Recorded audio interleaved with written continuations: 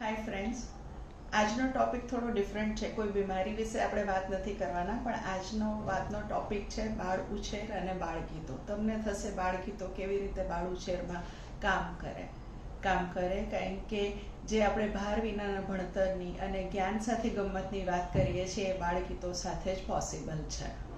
જેમ કે તમે જો બાળગીતોને સાંભળ્યા હશે કે ગાયા હશે તો તમને ખ્યાલ આવશે કે આપણા બધા બાળગીતો જુદા જુદા પશુ પક્ષીઓને ધ્યાનમાં રાખીને, અંક ગણિતને ધ્યાનમાં રાખીને, અથવા તો પછી ચાંદા તારા સૂરજને પણ ધ્યાનમાં રાખીને લખાયા છે. જેમ કે ચક્કીબેન મારી સાથે રમવા આવશો કે નહીં, હવે ચક્કીને પીછાની જ પથારી જોઈએ, ચક્કીને ચણવા દાણા જોઈએ, એ તમે કહેવું પણ ન પડે અને બાળક ગાતા ગાતા શીખી જાય. કળાકરણ તો મારો મોર છે. હવે મોર કળા કરે એ સિવાય બીજું કોઈ પક્ષી કળા નથી કરતું, એ તમારે શીખવાડવું પણ ના પડે.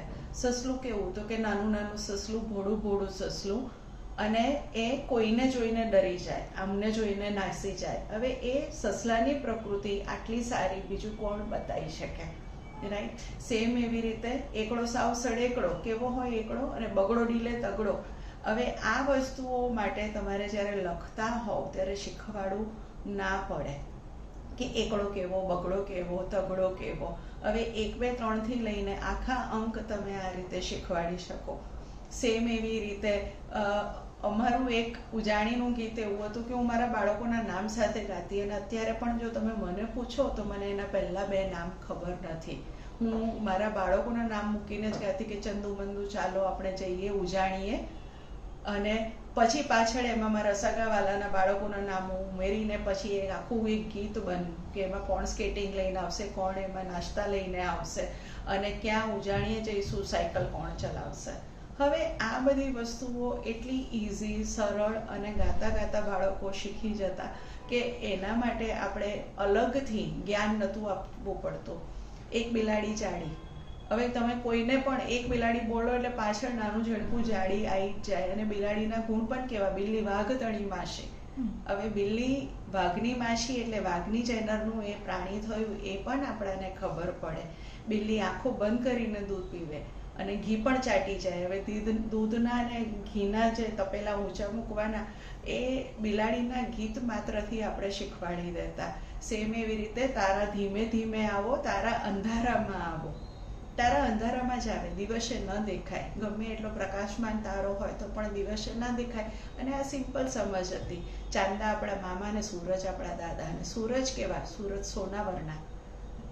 તો ના કલર શીખવાડવા પડે, ના એમનો ઉગવાનો ટાઈમ, ના આથમવાનો ટાઈમ, કંઈ ન શીખવાડવું પડે, ખાલી ગીતો ગાવાના ને બાળકો શીખી જાય.